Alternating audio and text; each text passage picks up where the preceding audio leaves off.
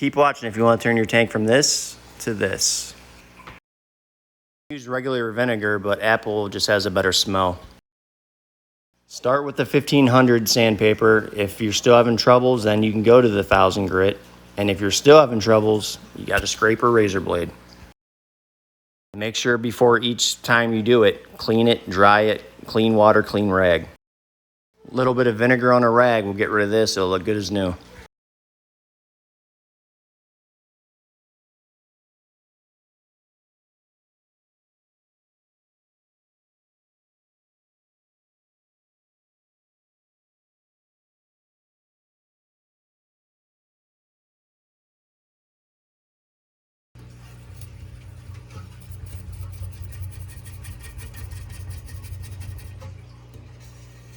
As I kept doing this, you could see more and more of the little white flakes coming off, and that means you're going in the right direction.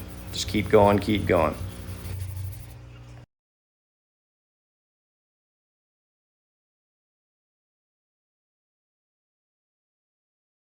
This time I use the 1500 grit. When you're using this, just use it on the areas that need it. Don't go anywhere else, don't go overboard. Or make sure you know if you have glass or acrylic tanks. Acrylic is way softer than glass and it'll scratch way easier.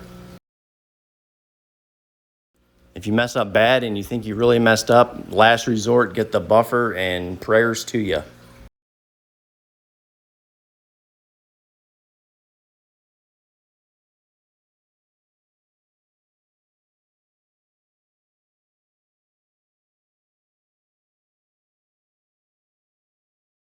You're wondering why vinegar cleans so good. It's very acidic. It has a pH around 2.5 and the acid just eats away at that calcium buildup.